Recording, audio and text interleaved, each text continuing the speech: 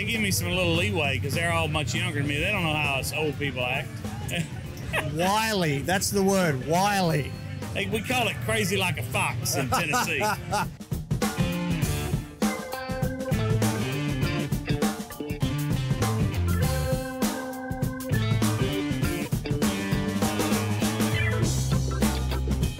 Hey folks, Ben from Smoking Hot Confessions here. We're rounding out day 2 at Hogs For The Cause in Louisiana. We've done all the hand-ins. We're just waiting for the awards. But before I get to that, I've got my good mate Carey from Peg Leg Porker here. Mate, how you feeling about the weekend? Oh, I feel great. Feel great. It's always a good time at Hogs For The Cause. That's what I'm picking up. Yeah. It's my first time here, but everyone I'm talking to is saying it's like #1. It's great. It's a great event for a good charity. And, you know, this is all about fundraising. And I think this barbecue festival does more for a charity than any other barbecue festival in the country, as far as I know. I think it's definitely right up there, yeah. Oh, it's great. So tell me about your team, Peg Leg Porker. Well, I don't have my team down here. I'm on Team Company Burger down here with Adam Biderman and Company Burger. I and met Matt them yesterday. Colasino and all the boys there. So Peg Leg Porkers compete in Memphis in May, and that's about it. And these boys are on my team in Memphis in May, so when I come down here, I'm on their team. It's nice sometimes to not have to be the one in charge. Yeah.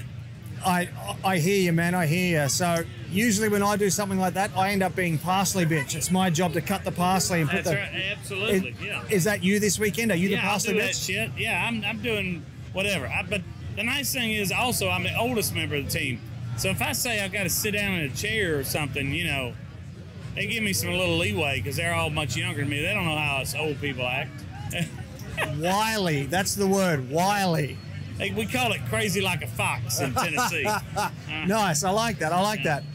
So what's the barbecue style like in Tennessee? How is it different to, you know, Louisianan style, Texas style, Memphis, Kansas City? Yeah. So, well, Memphis is part of Tennessee. Our style in Nashville, at my restaurant, is West Tennessee style. My family settled in West Tennessee in 1827 in Covington. We used to own the Cotton Gin. And so barbecue kind has been in our blood a long time. We do a true, real Tennessee barbecue, which has always been pork and chicken. And we got sausage as well, but it's pork sausage. We don't do brisket. And we say if you want brisket, go to Texas. Wow. And so, and we do a true West Tennessee dry rib. We smoke it with nothing on it except for kosher salt. And then right before it hits your plate, we hit it with our dry seasoning. It's not a rub, it's a seasoning. So you get the full flavor of the rib and the brightness of the spices without any of the flavor being cooked out of it. Interesting. So you get, I guess, a more honest representation of the pork. We think you do.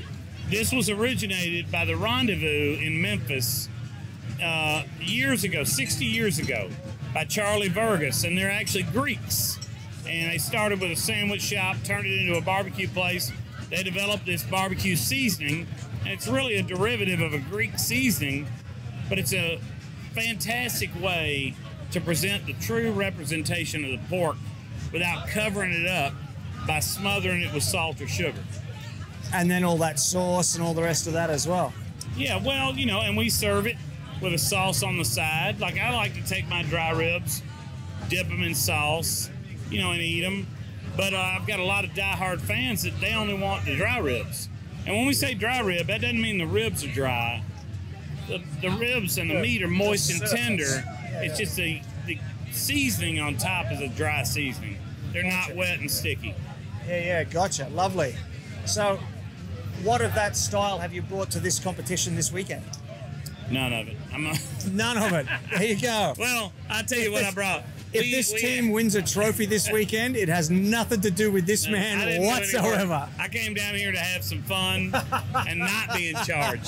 It actually what we did is Team Company Burger's got a great product. We've got a great pork puree this year with a soft serve ice cream with bacon, pecan, pralines, and also a smoked chocolate on there. We call it 2 pigs, 1 cup. And stop it. Stop it. I swear. So anyway, it's a great dessert.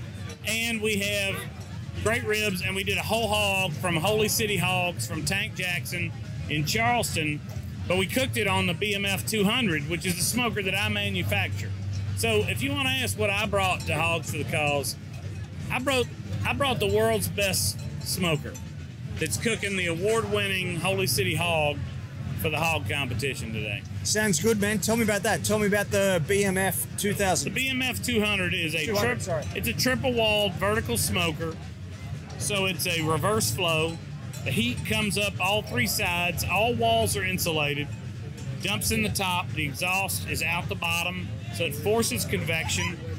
I can burn, if you're using the right charcoal, which I would recommend B&B, Char Logs, or Chef Select from Royal Oak, which is their commercial charcoal. 120-pound bag, 2 sticks of hickory, put it in that smoker, let it roll, get a 10 to 12 hour burn without touching the pit at 220. Wow. Yeah. So I guess that's the secret to success there, is the consistency of the burn. Look, barbecue's all about time and temperature, consistency. You can shovel coals all night. You're spiking your pit up and down, up and down, up and down.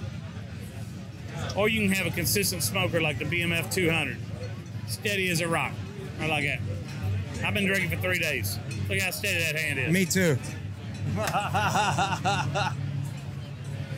All right, man. That sounds awesome. Look, thank you very much for your time. I realize you're a busy man. There's a line of people here waiting to talk to you.